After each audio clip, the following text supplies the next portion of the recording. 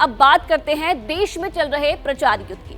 तो लोकसभा चुनाव के पहले चरण के मतदान में अब महज 6 दिन का समय बचा है। पहले चरण के मतदान से पहले प्रचार जोर शोर से चल रहा है। आज गृह मंत्री अमित शाह तमिलनाडु, राजस्थान और उत्तर प्रदेश में प्रचार करेंगे। वहीं बीजेपी अध्यक्ष जेपी नड्डा आज नागालैंड में प्रचार करेंगे। रक्षा मंत्री राजनाथ सिंह की बात करें तो वो छत्तीसगढ़ के बस्तर में बीजेपी उम्मीदवारों के लिए वोट मांगेंगे।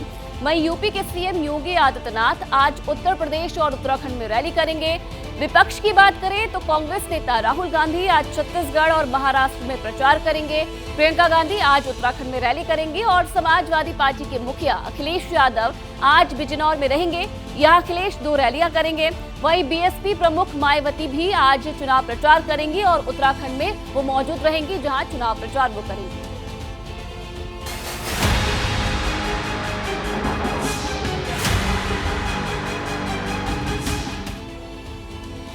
तो देखिए, चुनाव प्रचार में पीएम मोदी भी पूरी ताकत झोंक रहे हैं। पीएम मोदी धुआंधार चुनाव प्रचार कर रहे हैं। शुक्रवार को पीएम ने तेजस्वी के मछली वाले वीडियो को मुद्दा बनाया। आरोप लगाया कि विपक्ष लोगों की आस्था से खिलवाड़ कर रहा है। बाड़मेर में उन्होंने ये भी कहा कि इंडिया अलायंस से देश की सुरक्षा को खतरा है, क्योंकि ये लोग परमाणु हथियार खत्म करना चाहते हैं। और इस बीच बंगाल में बेंगलुरु कैफे ब्लास्ट के आरोपियों की गिरफ्तारी पर सियासत हुई। बीजेपी ने ममता सरकार पर आतंकियों को पनाह देने का आरोप लगाया तो ममता ने कहा कि उनके राज्य के पुलिस की वजह से ही आरोपी अरेस्ट हुए हैं। हम आपको बंगाल में हुए साप्ताहिक सर्वे का नतीजा बताते हैं।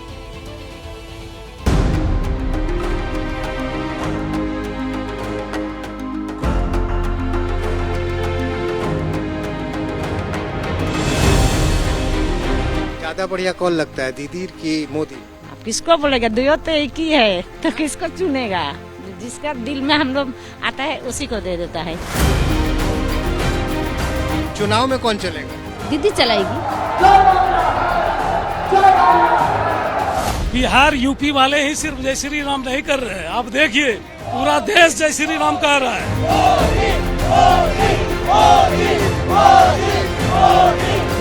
चुनाव में हम लोग का सबसे बड़ा चीज है बेकार जो समस्या, रोटी कपड़ा मकान। गारंटी भरोसा है 100%, तभी तो हम लोग 3 से कहाँ पहुँच गया। 3 से 72, 3 से 30, इस बार 400 पार हो जाएगा।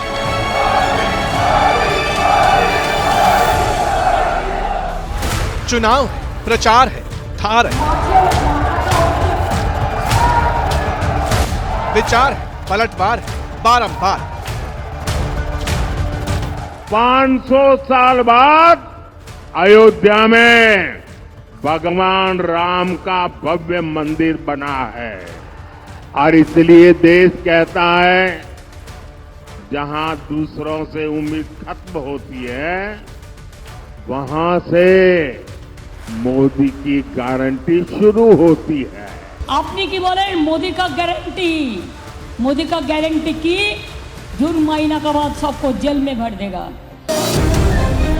7 दिन बाद वोटिंग शुरू होनी है। लोकतंत्र के सबसे बड़े पर्व के लिए एबीपी न्यूज की तैयारी भी जबरदस्त है। रिपोर्टर ग्राउंड पर है तो सर्वे वाली मशीन भी दिन रात काम पर लगी हुई है। स्पेशल एडिशन में सर्वे के साथ ही देश की बड़ी चुनावी खबरें हम आप तक पहुंचाएंगे। तो आइए सिलसिला शुरू करेंगे पश्चिम बंगाल के साप्ताहिक सर्वे के साथ, जो अप्रैल के पहले हफ्ते में किया गया है। 42 सीटों वाला बंगाल इस बार मोदी और ममता दोनों के लिए साख का सवाल है। पिछली बार बीजेपी के पास 18 सीटें, दीदी के किले में सेंध लगा, लेकिन क्या इस बार भी वही सिचुएशन है? ये जानने के लिए, जनता का मन टटोलने के लिए बंगाल की जमीन पर पहुंच गए एबीपी न्यूज के रिपोर्टर श्रीनिवास। हर आदमी में होते हैं 10-20 आदमी जिसको भी देखना हो कई बार देखना। जी हाँ, महज ये एक शेर नहीं बल्कि लोकतंत्र के महापर्व पे मतदाताओं के लिए एक संदेश भी है कि अपने प्रतिनिधि को चुनते वक्त सोचे समझे विचार करें और तब करें मतदान। नमस्कार, मैं हूं श्रीनिवास और इस वक्त मैं मौजूद हूं हिंदुस्तान के द्वार कहे जाने वाले पश्चिम बंगाल के लोकसभा क्षेत्र अलीपुर द्वार में, अपने उसी सवाल के साथ कि क्या यहाँ चलेगी मोदी की गारंटी या फिर ममता कर देंगी कोई खेल। तो आइए चलते हैं अलीपुर द्वार के मतदाताओं के पास और समझते हैं कि आखिर अपने द्वार उन्होंने किसके लिए खोल रखे हैं। अलीपुरद्वार, नॉर्थ बंगाल का जिला। यहाँ 19 अप्रैल को यानी पहले ही चरण में मतदान होना है। करीब 17 लाख वोटर हैं और करीब 40% अनुसूचित जाति के वोट। बीजेपी के जॉन बारला पिछला चुनाव जीते थे, लेकिन इस बार जनता का मूड क्या है? कौन से मुद्दे हैं जो जनता के लिए जरूरी है? मैं आपको बता दूं कि पिछले 1-1.5 हफ्ते में प्रधानमंत्री मोदी खुद यहाँ पे आ चुके हैं।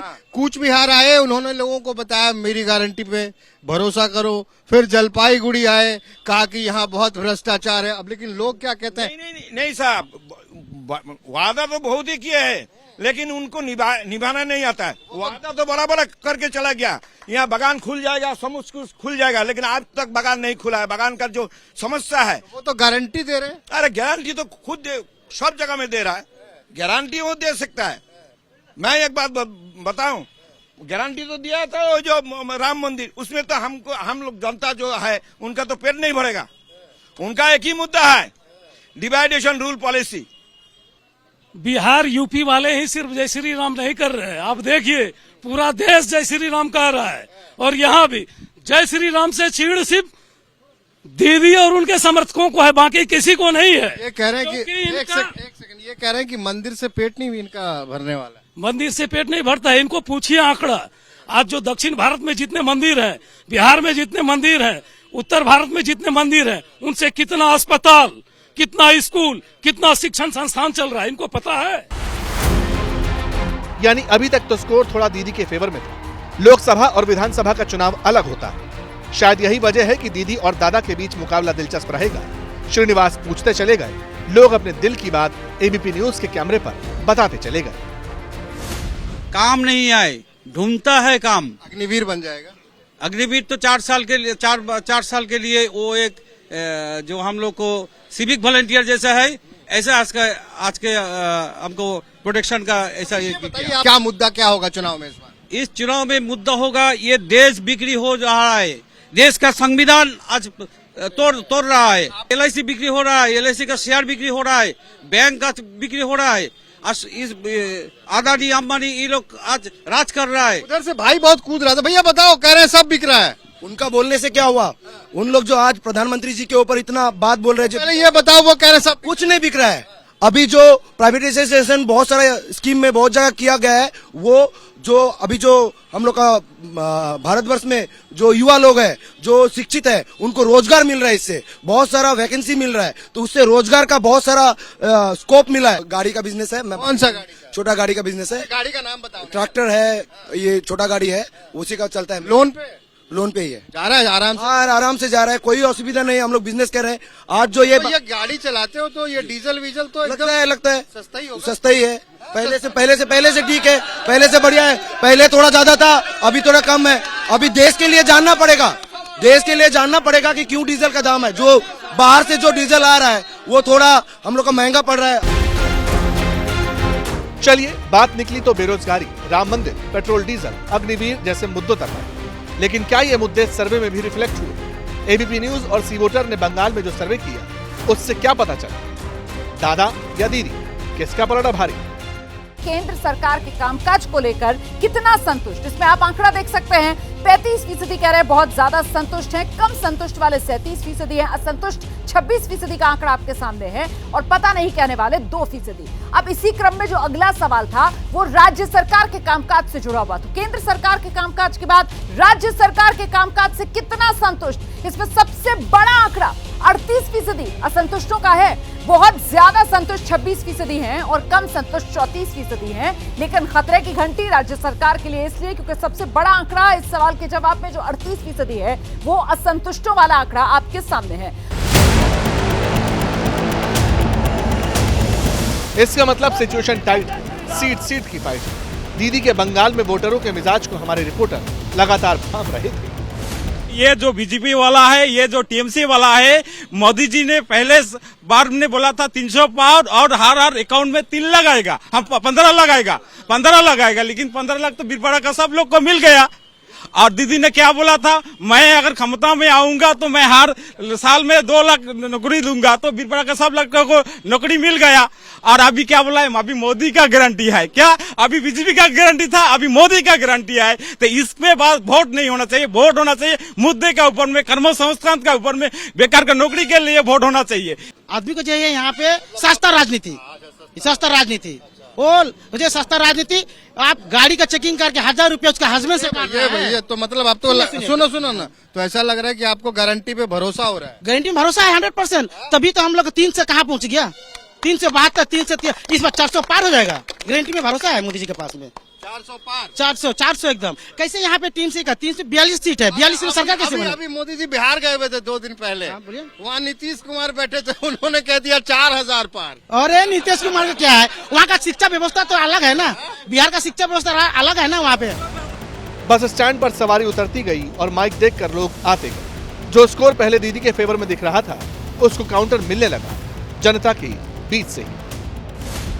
ये चाय बगान वाले अभी थे यहाँ पे, वो कह रहे थे कि दादा चलेगा। कौन बोल रहे थे? और उड़ाव साहब नहीं, वो अपना मत रख सकते हैं, पर हम तो चाय बगान में ही रहते हैं। हम भी चाय बगान में रहते हैं और चाय बगान में हम काम भी करते हैं। तो हम लोग अपने आप को आज 250 रुपया हाजिरी में हम लोग वहाँ काम करते हैं चाय बगान में। तो 250 रुपया में आज कुछ नहीं होने वाला है। जहाँ 67 रुपया से 250 रुपया पहुँचा, ये दीदी ने की है। देश की कमान ही कहते हैं प्रधानमंत्री मोदी की मैं ही चाय वाला हूँ, फिर आप दिक्कत में क्यों? वो तो फेंकू प्रधानमंत्री है, फेंकू क्यों बोलेंगे? वो आके बोल गए, आप 1 मिनट चुप रहिए, आपके पास भी आया जाएगा। वो खुद बोल के गए, सीतारामन जी ने 1000 करोड़ रुपया चाय बगान को देने के लिए बोला, जो उसके लेबर के डेवलपमेंट के लिए। कहाँ गया पैसा? वो पैसा अभी तक कहाँ गया? क्या बोल रहे थे आप? मोदी को क्या बात बोलेगा? मोदी तो 1 नंबर धोखाबाज है। जब बयानों का तापमान बढ़ने लगा तो फिर थोड़ा रिलैक्स करना भी बनता था। श्रीनिवास भी थोड़ा आगे बढ़े और इधर हमारा सर्वे भी। अब बात डायरेक्ट सीएम और पीएम के कामकाज पर हुई। इस पर बंगाल के लोग क्या सोचते हैं? सीएम के कामकाज से आप कितना संतुष्ट? और आप देखिए यहाँ पर किस तरीके से कम संतुष्ट सबसे बड़ा आंकड़ा है। संतुष्ट तो है लेकिन पूरी तरीके से नहीं, कम संतुष्ट है। 34% का आंकड़ा, बहुत ज्यादा संतुष्ट 32% है। असंतुष्टों का आंकड़ा आप देख रहे हैं 33% और पता नहीं कहने वाले 1% इस सवाल के जवाब में। मतलब सीएम और पीएम के कामकाज वाला सर्वे भी मोदी को थोड़ा एडवांटेज दिखा रहा है। लेकिन क्या वाकई बंगाल में इस बार मोदी फैक्टर पिछली बार की तरह हावी रहेगा? वो अब चाय बागान के मुद्दे पर दिल खोलकर बोलने लगे। निर्मला सीतारमन जी ने बोला था 1000 करोड़ रुपया हम लोग देंगे चाय श्रमिकों के सामाजिक प्रकल्प। वो तो कह रही है कि मुझे खुद चुनाव लड़ने के लिए पैसा नहीं है। नहीं, वो तो देखिए, वो जो वित्त मंत्री है उनको वो सरकार के प्रतिनिधि से बोले थे। लेकिन हम लोग वो पैसा आपको गरुड़ गाड़ी में आ रहा है, घोड़ा गाड़ी में आ रहा है, वो मालूम नहीं। 1000 क्या है? आप कह रहे हैं चाय बगान मुद्दा है। चाय बगान की बात कर रहे हैं लोग, आदिवासियों की बात कर रहे हैं, यही सब मुद्दा होगा क्या? देखिए, हम तो चाय बगान के रहने वाला है। पहले जब बमफरन सरकार था तो छाता मिलता था, चप्पल मिलता था। इसका बाद पश्चिम बंगाल सरकार में जब 2011 साल में टीएमसी सरकार आ गया, चप्पल भी खा दिया, छाता भी खा दिया। उसका बाद धीरे धीरे चाय बगान बंद होने जा रहा है। पिछली बार बोला कि चाय वाला सब मेरा बच्चा है, अब मोदी का परिवार। तो एक ही बात वही तो स्लोगन चेंज किया है। मेरा भी कहना है तो वो तो किया नहीं। इस बार मोदी का परिवार आप जैसे एक परिवार का गार्जियन है, हम भी है, मेरा बाल बच्चा है। तो परिवार का गार्जियन का क्या काम है, ड्यूटी क्या है? उनका देखभाल करना। तो अगर देखभाल करना है तो MG NREGA जो कि एक्ट है, मनरेगा जो कि एक्ट है, 100 दिन का काम, 100 दिन का काम। हमारा पैसा बंगाल का पैसा, थोड़े तृणमूल का श्रमिक है। अरे वो तो कह रहे तृणमूल का श्रमिक है तो बीजेपी का भी है, तो आदमी है। कहाँ दिया है, क्यों नहीं दिया? रोक दिया, कहा कि इसमें करप्शन हो रहा है। करप्शन हुआ है, करप्शन। अगर करप्शन है तो इतना बार उसका जो नेशनल टीम है, सर्वे का टीम, वो क्यों क्लीन चिट दिया है? असल में अंग्रेजों के राज में यहाँ चाय के बागान लगे थे और बाद में जब चुनाव होने लगे तब से अलीपुरद्वार में चाय बागान एक अहम मुद्दा रहता है। हजारों लोग इससे जुड़े हैं, इसलिए बात हर बार मजदूरी बढ़ाने को लेकर होती है। ये चाय बगान वाले अभी थे यहाँ पे, वो कह रहे थे कि दादा चलेगा। कौन बोल रहे थे? और उड़ाव साहब नहीं, वो अपना मत रख सकते हैं, पर हम तो चाय बगान में ही रहते हैं। हम भी चाय बगान में रहते हैं और चाय बगान में हम काम भी करते हैं। तो हम लोग अपने आप को आज 250 रुपया हाजिरी में हम लोग वहाँ काम करते हैं चाय बागान में। तो 250 रुपया में आज कुछ नहीं होने वाला है। जहाँ 67 रुपया से 250 रुपया पहुँचा, ये दीदी ने की है। क्या बोल रहे थे आप? मोदी को क्या बात बोलेगा, मोदी तो एक नंबर धोखाबाज है। अब इतनी बातें हो गई तो श्रीनिवास ने तय किया कि वो खुद चाय बागान जाकर देखेंगे कि वहां काम करने वाले लोग आखिर लोकसभा चुनाव को लेकर क्या सोच रहे हैं, उनके जीवन में किन मुद्दों की अहमियत है, क्या वो भी मंदिर देखकर खुश होते हैं या फिर 2 वक्त की रोटी के लिए मजदूरी बढ़ाने पर फोकस है। ज्यादा बढ़िया कौन लगता है, दीदी की मोदी? आप किसको बोलेगा, दो तो एक ही है, तो किसको चुनेगा? जिसका दिल में हम लोग आता है उसी को दे देता है। तो अचानक से दिल में आ जाता है। हाँ, तो कोई बात होता होगा ना कि दिल में क्यों आता है? दिल में उसको देगा फिर भी देगा, इसको देगा और भी देगा, दोनों को। पिछली बार किसको दिया था? हाँ, ममता दी को दिया था। ममता दी को? हाँ। और मोदी जी को? मोदी जी को उसके पहले दिया था। चाय बनेगा फिर इससे गरमा गरम? बनेगा, कहीं नहीं बनेगा। अभी तो नहीं बनेगा, वो तो मिशन में जाएगा तब ना बनेगा। पूरे इलाका में तो सबसे ज्यादा चाय का बाग है ना? जी हाँ जी। तो सबसे ज्यादा वोट भी तो तुम्ही लोग के पास है दीदी। वो तो है, लेकिन हम लोग का तो देना पाना कुछ भी अच्छा नहीं है।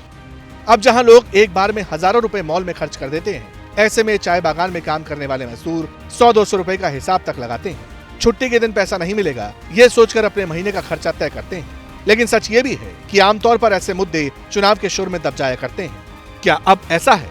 कोई सुनने वाला है? बताओ, देश के जो प्रधानमंत्री हैं मोदी जी, वो कहते हैं कि मैं बचपन में खुद ही चाय बेचता था। तब तो आप लोगों का एकदम मामला सही होगा ना कि खुद ही चाय बेचने वाले प्रधानमंत्री हैं, तो फिर चाय तोड़ने वाले को क्या दिक्कत? चाय बेचते हैं वो तो, लेकिन गरीब को बच्चा से हम लोग चाय बेचते हैं बोलते हैं, तो हम लोग तो गरीबी की हालत में तो सोच के तो वो लोग लाखी भंडार दिया है, गैस दिया है।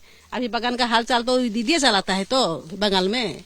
हाँ, तो आपको दीदी अच्छा लग रहा है? दीदी अच्छा नहीं लगता है, को अच्छा लगता है हमको तो सब मंत्री, दोनों तो मंत्री है। हाँ, तो दोनों में मिल के हम लोग को बगान का अच्छा सुविधा चाहिए हम लोग को।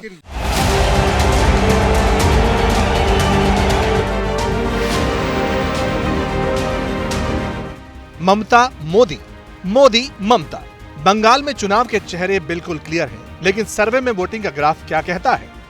सर्वे के मुताबिक अगर आज की तारीख में चुनाव होते हैं तो फिर किसे कितना vote? NDA 43%, TMC 43%, CPM 7%, Congress 6%। तो कुल मिलाकर सबसे आगे टीएमसी नजर आ रही है। 2% वोट शेयर बीजेपी के मुकाबले टीएमसी को ज्यादा मिलता हुआ कमोबेश वही 2019 जैसे वोट शेयर की तस्वीर उभर कर सामने आ रही है। और ऐसे में एक हफ्ते में तस्वीर कितनी बदली, ये फर्क आप देख सकते हैं। एनडीए में किसी तरीके का कोई बदलाव नहीं, 41% पिछले हफ्ते भी था, 41% वोट शेयर आज की तारीख में भी नजर आ रहा है। टीएमसी को जरूर इस एक हफ्ते में 1% का झटका लगा है। पिछले हफ्ते जो 44% का वोट शेयर था वो घटकर इस बार 43% पर आ गया है। लेफ्ट आप देख रहे हैं 6% से 7%, 1% की बढ़ोतरी। कांग्रेस में 1% की कमी, 7 से 6। अन्य के खाते में 2 से 1% की बढ़ोतरी होकर 3% का आंकड़ा जाता हुआ नजर आ रहा है। तो ये पश्चिम बंगाल का साप्ताहिक सर्वे आपने देखा।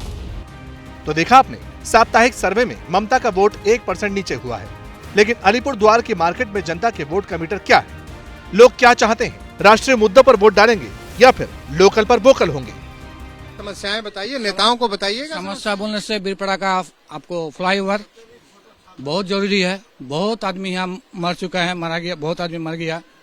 और बीरपड़ा में आपको फायर ब्रिगेड जो है, ये बहुत साल से हम लोग बचपन से सुन रहे हैं फायर ब्रिगेड बनेगा बनेगा, लेकिन आज तक उसको बना अधूरा रह गया।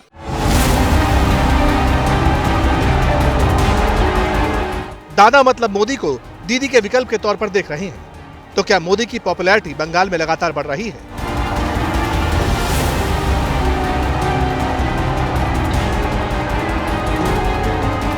प्रधानमंत्री के तौर पर पसंद कौन? प्रधानमंत्री नरेंद्र मोदी 62%, राहुल गांधी 30% लोगों की पसंद। दोनों नहीं कहने वाले 3%, पता नहीं कहने वाले 5%। सर्वे भी देख लिया और जनता की बातें भी आपने सुनी। अब इसी से मोटा मोटा अंदाजा लगाया जा सकता है कि जनता ने अलीपुर द्वार में किन मुद्दों पर अपना वोट देने का मन बनाया हुआ है।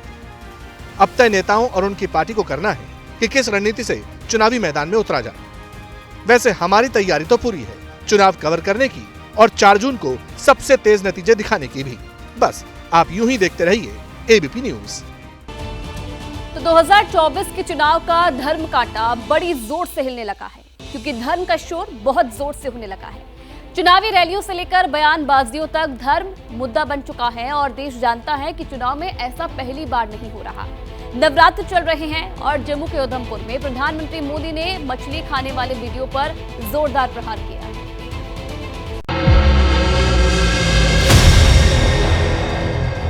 शिक्षा के केंद्र के रूप में काशी की तर्ज पर विकसित हो, उसको मजहबी उन्माद और फतवों का शहर बना करके रख दिया गया। जो राम को लाए हैं हम उनको लाएंगे, क्या गीत चल रहा है। क्या घमंडी लोग हैं, क्या इंकारी लोग हैं। अरे भगवान को भी कोई लाता है क्या?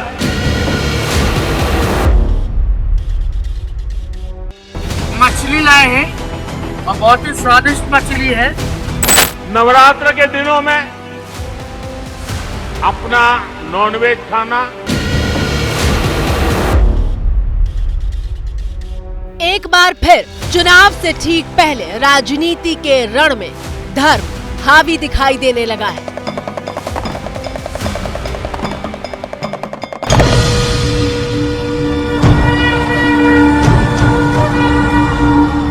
एक बार फिर सियासत के संग्राम में आस्था को ठेस पहुंचाने का मुद्दा गर्म होने लगा है। मछली लाए हैं और बहुत ही स्वादिष्ट मछली है। एक बार फिर अलग अलग पार्टियों के बीच सनातन का सहारा लेने की होड़ दिखाई देने लगी है। जो राम को लाए हैं हम उनको लाएंगे, क्या गीत चल रहा है। क्या घमंडी लोग हैं, क्या इंकारी लोग हैं। अरे भगवान को भी कोई लाता है क्या? भगवान को भी कोई लाता है क्या? भगवान देने वाला है, तुम उसको लाने वाले कहां से बन गए? ये 3 तस्वीरें लोकसभा चुनाव से ठीक पहले उस पर चढ़ते धर्म के रंग की गवाही दे रही है। हम हर चैप्टर की बात करेंगे, लेकिन शुरुआत मछली के कांटे वाले एपिसोड के साथ, जिसकी चर्चा प्रधानमंत्री मोदी ने शुक्रवार को जम्मू के उधमपुर में की है।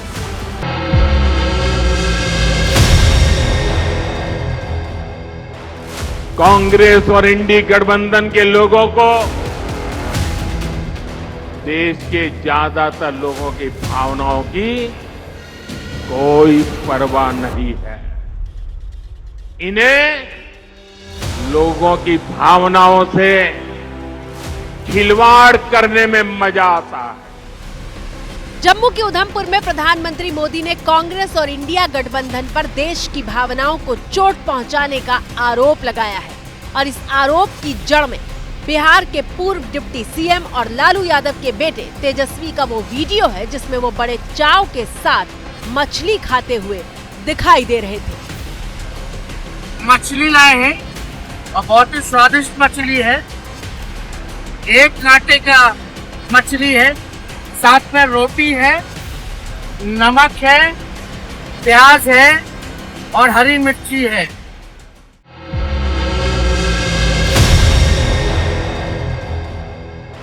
वीडियो पर विवाद इसलिए हुआ क्योंकि तेजस्वी यादव ने ये वीडियो नवरात्र के पहले दिन ट्विटर पर अपलोड किया था।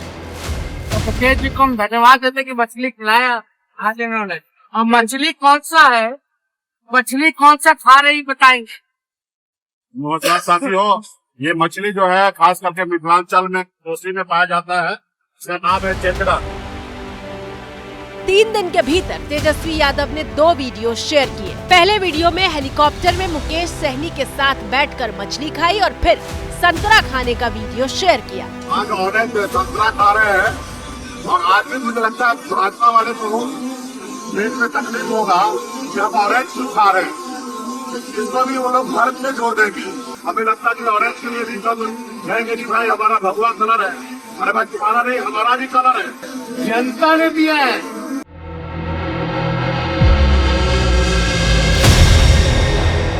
अब प्रधानमंत्री मोदी सवाल पूछ रहे हैं कि आपको जो खाना है खाइए जनाब, किसने मना किया है? लेकिन नवरात्र में मछली खाने का वीडियो दिखाकर भावनाएं आहत क्यों कर रहे हैं? नवरात्र के दिनों में अपना नॉनवेज खाना, अब किस मनसा से वीडियो दिखा दिखा करके लोगों की भावनाओं को चोट पहुंचा करके किसको खुश करने का खेल कर रहे हो?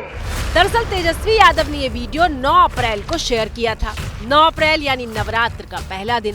तेजस्वी यादव ने वीडियो शेयर करते हुए लिखा था कि विकासशील इंसान पार्टी यानी वीआईपी मुखिया के साथ लंच की तस्वीर 8 अप्रैल की है। ट्वीट में हमने दिनांक दे रखा है, डेट का जिक्र किया है। जो वीडियो डाला है उसमें 8 तारीख का जिक्र कर रखे हैं। इनके बेचारे नेता ना तो पढ़ते हैं ना इनको कुछ समझ में आता है, एकदम अज्ञानी लोग हैं। जो लोग सवाल उठा रहे हैं कम से कम ट्वीट तो पढ़ लेते हैं, उसमें डेट का जिक्र है कि नहीं है। लेकिन सवाल पूछा गया कि अगर वीडियो 8 अप्रैल का था तो उसे 9 अप्रैल की देर रात 11:26 पर क्यों शेयर किया गया था? क्या तेजस्वी तुष्टीकरण की राजनीति कर रहे थे? और नॉनवेज खाने के इसी सार्वजनिक प्रदर्शन को पीएम मोदी ने मुद्दा बना लिया है। ये इसलिए होता है ताकि एक बड़ा वर्ग इनके वीडियो कर देखकर चिढ़ता रहे, असहज होता रहे।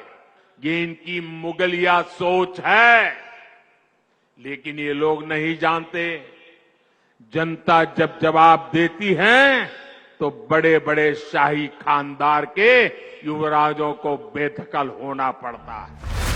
हालांकि प्रधानमंत्री मोदी ने उधमपुर की रैली में ही इस बात की आशंका जता दी थी कि उनके इस बयान के बाद हमले शुरू हो जाएंगे। मैं जब आज ये बोल रहा हूं, उसके बाद ये लोग पूरा गोला बारूद लेकर गालियों की बौछार मुझ पर चलाएंगे, मेरे पीछे पड़ जाएंगे। लेकिन जब बात बर्दाश्त से बाहर हो जाती है तो लोकतंत्र में मेरा दायित्व बनता है मैं देश को सही चीजों का सही पहलू बताऊं, और वो मेरा कर्तव्य पूरा कर रहा है।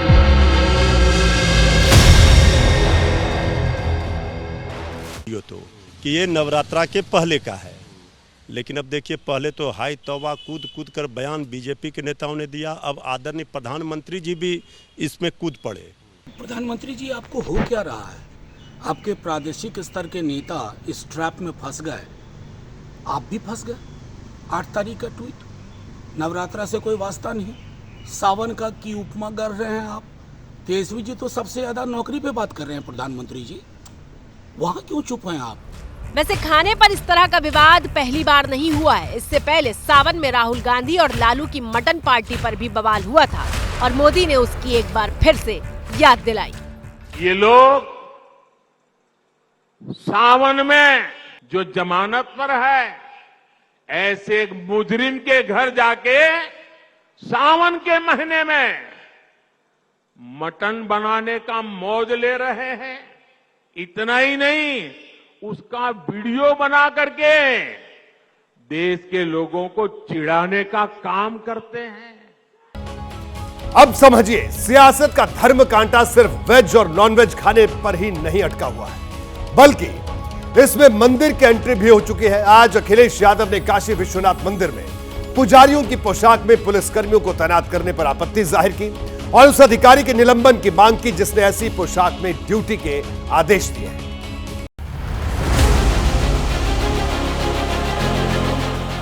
लोकसभा चुनाव से ठीक पहले अचानक काशी विश्वनाथ मंदिर के एक मुद्दे की राजनीति में एंट्री हो गई है।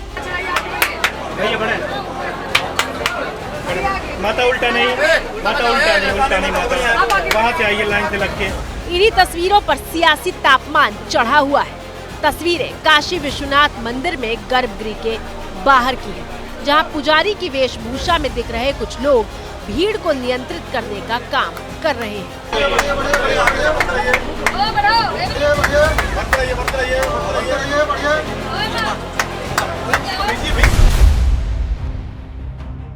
गेरुआ वस्त्र, त्रिपुंड और गले में रुद्राक्ष की माला पहने ये लोग देखने में तो मंदिर प्रशासन के पुजारी लग रहे हैं, लेकिन ये पुजारी नहीं है।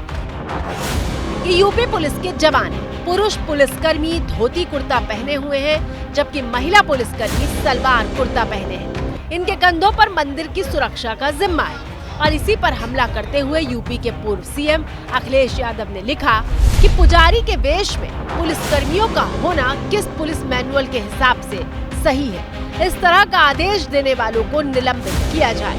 कल को इसका फायदा उठाकर कोई भी ठग भोली भाली जनता को लूटेगा तो प्रशासन क्या जवाब देगा? निंदनीय। दरअसल गर्भगृह में पुजारी के वेश में पुलिसकर्मियों की तैनाती का आदेश पुलिस कमिश्नर मोहित अग्रवाल ने दिया है और इस फैसले की वजह क्या है, खुद उन्हीं से सुनिए।